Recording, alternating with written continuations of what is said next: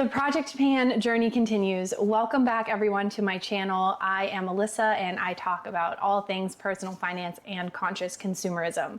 Today I am going through my findings for the first month of my project pan journey in 2026. I started my project pan journey close to the end of January. It is now the end of February and I have, I think, 10 empties, which is probably going to be the most amount of empties that I will ever have in any given month. And there are a few reasons why, but the main one is, to steal a personal finance term, I practiced the Snowball Method a little bit with certain things for my project pan. So what I mean by that is I took some things that were like 90% gone, the easy wins, if you will, and I put those in my initial project pan basket, which I actually have right here. So I put some easy wins in here to kind of get that psychological boost of like, wow, it's actually so satisfying to finish a product. So I'm gonna talk through my 10 empties, if I will repurchase them, if I did repurchase them, and just general thoughts about project pan so far. So I'm just gonna jump in. That's another one that's such like an influencer. Like, I'm just gonna jump right in. Let's get into it.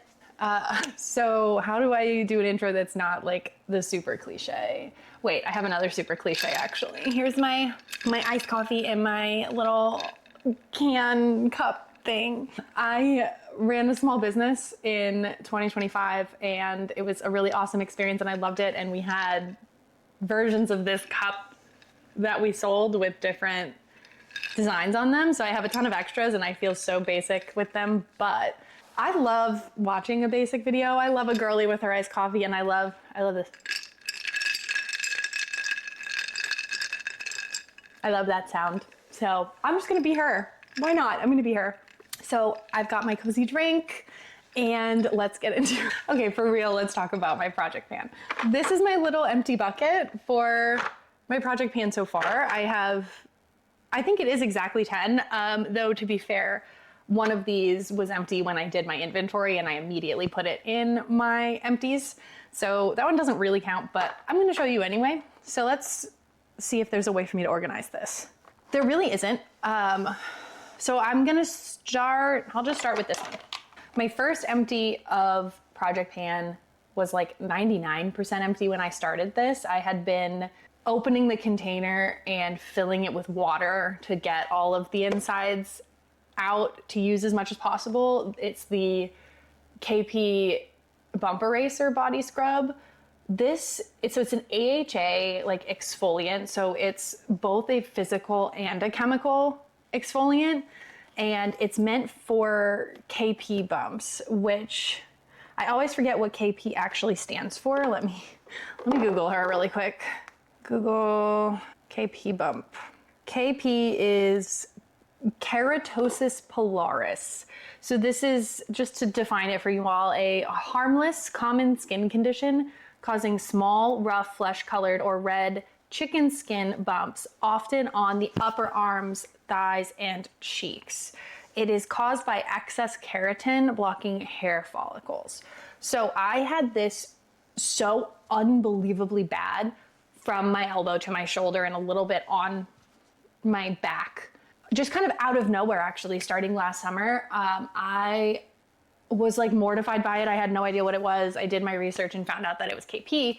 So I started using like salicylic acid patches, or like the little pads that you put on your face. I had those, so I started to use those on my arms. Hypochlorous acid, I tried that for a little while and I just realized that I needed something stronger. So I went to trusty old YouTube and found that a lot of people really liked this bump eraser. So I bought it. This is not cheap. This is First Aid Beauty. I'll put the price here. It's not cheap, but it lasts a really long time. And they sell it at Ulta, and I am a slut for Ulta points. So I was okay with buying this. And I also waited and I bought it when it was on sale. That's the great thing about Ulta. There are sales all the time. But so this is empty. And I did repurchase. So I actually think I had my next one already purchased when I did my project pan inventory video. But I did repurchase. I have opened the new one. It is in my shower and I I plan to continue to use this even after my KP is totally gone. It's like, I'd call it 90% better than it was. So this is the one change that I've made.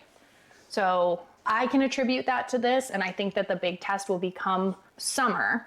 If it comes back, then it's just a seasonal thing and this actually didn't do anything, but I don't think that that's what's gonna happen.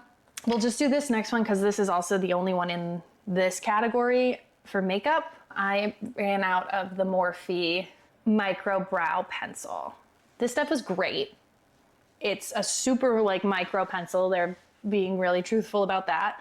I had it in the color Cold Brew, which was just like a light, like gray brown color. I would absolutely buy this again. I have the Anastasia one and then a couple others that I need to pan, so I haven't bought it again.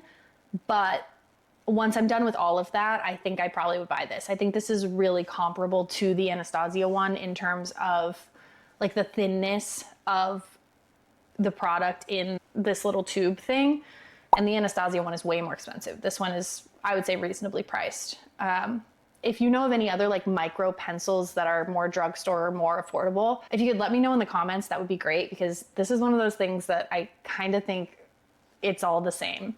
The one thing that sets this apart is the thinness of the crayon, pencil, whatever. So a thin twist up brow pencil, I don't think you need to spend like what I spent on the Anastasia one, and I probably won't ever again. 2, 4, 6, 7.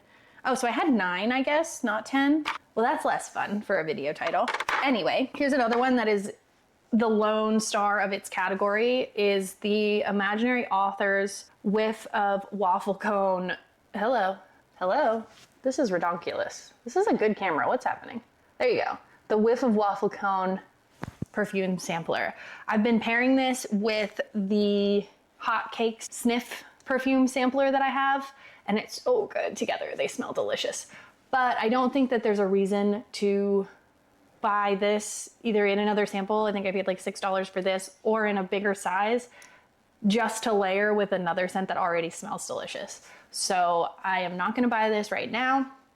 I'm going through my hotcake sample, and then I have a handful of other perfume samples to get through before I even touch my full-size fragrances. So no need to purchase this again, but it smells delicious. And if you are like me and you wanna smell like a sweet treat, this is the one. It's so good.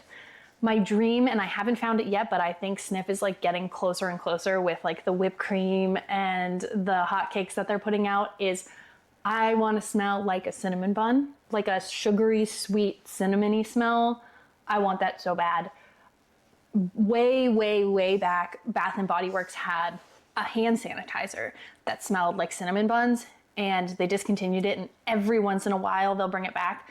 And literally I have everybody in my family on the lookout. If they see it, they buy like however many are there because it's so good. The like gingerbread version that they put out for the holidays is similar. It's not exactly the same, but it's enough to hold me over. But I want that in a perfume like deeply. So the 6 that I have left are all skincare. And of those 6, I've already repurchased 3.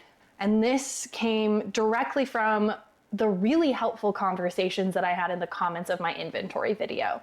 I was so at a loss as I started this challenge of, well, what am I gonna do with all of this progress that I've made on my face and on this like adult acne weird thing that's been happening to me? I guess the big question is like, what was my priority? Was my priority to get through what I have and be sustainable in that way? And should I do that at the cost of my skin, or should I prioritize my skin and maybe take a little bit of an L on the skincare part of Project Pan? And like 99%, if not everybody who commented on that video said to just keep doing what works for my skin, that's the most important thing, and to give unopened things to friends, family, or women's shelters, and then open things to find other uses for them. So there are plenty of other things that are now going to be spoiling my elbows and my legs and all those things I've been told you can use. And I don't know why I wouldn't have thought of this or why this never came to mind, but like,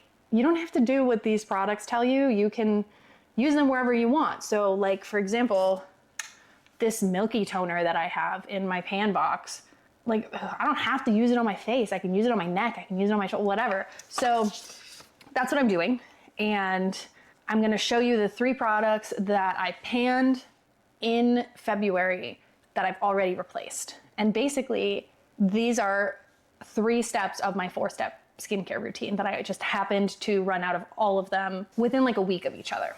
So the video that I made last week was my skincare and makeup routine with my Project Pan items, and these 3 items were front and center of the skincare routine. So you know that I've already repurchased. But number 1 is the Some By Me AHA, BHA, PHA 30-Day Miracle Toner.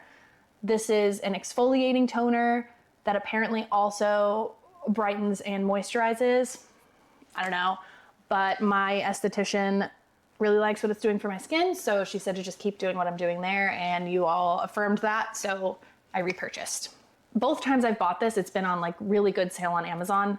I almost bought it on Ulta's website to get the points, but it was like $8 or $9 cheaper on Amazon. And at this moment, my priority is my personal finances, but moving forward, when some of my mortgage and my husband's student loans and debts are out of the way and we have a little bit more disposable income, I'm gonna really rely on Amazon less. But right now, it's something that I just need to do with the financial situation I'm in. As often as I can, I'm shopping small, but if it's the same product from the same company, I have to get it shipped to me anyway, I'm gonna pick the cheapest one. And that priority will change soon. And I acknowledge that that is kind of antithetical to my conscious consumerism messaging, but we all do what we can at the level that we can at whatever point in our lives that we're in. So I got that on Amazon. But there are plenty of places that you can buy it. And again, I said this in my my routine video, if this is out of your price range or if you don't want to buy from Amazon, just take a look at the active ingredients in something that you like that works for you. And I'm sure you can find an alternative that aligns with your values a little more. The next step in my skincare routine, I also ran out of this month, which is the Icky List Exosome Hydro Glow Complex Serum. This I do right after my toner. I ran out of this and I didn't repurchase it immediately. I was like, let's wait and see how things are going. And I feel like I noticed the difference not having it. So I repurchased. And then my other serum, the Dew Deliverance, I talked at length about my, not concerns, but like my thought process with buying this. It's so expensive, but if I end up with a 3 or 4 step skincare routine and 3 of the 4 steps are drugstore, I'm okay with having one expensive item that works really well. So I repurchased. I now have 3 more items. So this one was the one that I panned during my inventory video. This was well loved, as you can see. The Good Molecules Gentle Retinol Cream. So I used this. I loved this. I have a bunch of other retinols, so I haven't repurchased, but I probably will repurchase this after I go through all my other ones. But that's probably gonna take a long time because I haven't been super regular with my retinols because it's so dry in the winter right now. So maybe next year. Okay, and then the other 2 I have are 2 moisturizers. So let's talk this one first. This Youth to the People Super Berry Hydrate and Glow Dream Mask. Like technically there's a little bit left, but the texture's off and different, so I panned this. And I mean, I got like almost all of it. This is meant for nighttime, hence Dream Mask. I love it. It smells really good. It's super thick, so it's like a good barrier for the nighttime. Kind of expensive. I literally use now this Vaseline stick on my face at night and it works just as well. So I probably wouldn't buy this again, but I do like that it comes in a glass container and I like the things that this brand stands for from the little bit that I know about them. My last empty is the Cloud Surf Moisturizer from Bubble. I like the product in here. I do not like the packaging. I don't know if you're gonna be able to tell, but it's like kind of icky. You're definitely not. But so you do this and I still have a little bit left, but I panned it because was like collecting in that little circle no matter how much I cleaned it, and I just felt like it was not clean. So I decided that was gonna go away. I didn't feel like I was putting clean, like bacteria-free stuff on my face. So I'm gonna say no to that one. Just because of the delivery method of this container. And I really like the moisturizers that I use. So I had used this during the day, and now I use the La Roche-Posay, and I like that. It's fine. Those are my 9 panned items from February for my 2026 Project Pan. So my thoughts thus far on Project Pan. 1, I think it's going really well. I really like the lack of decision fatigue when I go to get ready in the morning. I think that was part of why I really wasn't wearing any makeup or doing much for myself in terms of like products being used, was because I didn't want to have to sift through things and make a choice. I wake up really early. I have an hour plus commute to work. Like, I can't be bothered with deciding what shade of whatever I want to wear. So this is great now that I have just this little basket that sits on my vanity. It's not hidden away. It's not in a drawer. And I just go through the same process every day. Another reason why I love that is because I can actually notice how I'm reacting to things over time, or how things work for me over time, particularly with skincare. If I do something different every day and then something happens to my skin, it's nearly impossible to know what the trigger was and what I need to cut out. And this was a really common theme in the comments of my inventory video, which again, thank you all so much, because it really validated my feelings and gave me some great advice. But they said, a lot of people said, if I did go the route of doing new or different things in my skincare routine, to incorporate them one at a time so that it would be really obvious what the problem child was, and I could just take that out of my routine immediately. So I think that's a really great methodology for tightening up a routine that makes you look and feel your best. It's also, I think, a really great way, as Project Pan is just in general, to save money. I, more than once, I can speak specifically to the eyebrow pencil that I just panned, that Morphe eyebrow pencil. I've finished that and then bought another one, even though I have 3 other eyebrow pencils in my collection. So now that I'm intentional about these things, and I just went through my collection last month, I know exactly what I have, and I kind of know what's next for me. So when I finished that, I went and I grabbed my Anastasia one, and I didn't think twice about it. So that was, $12, $14, whatever it is for that brow pencil saved. So all in all, I'm really happy with how things are going. I hope that this check-in and empties video was helpful or entertaining for you. If there's something that I missed that these videos typically have that you're interested in seeing, please let me know. I really like taking the time to sit and reflect and go through kind of what this last month has looked like for me through the lens of Project Pan. And I think that it encourages me to think about other parts of my life in the same way. So this has been a great little reflection, and I hope that you enjoyed it. And if you were here to learn something, I hope that you did.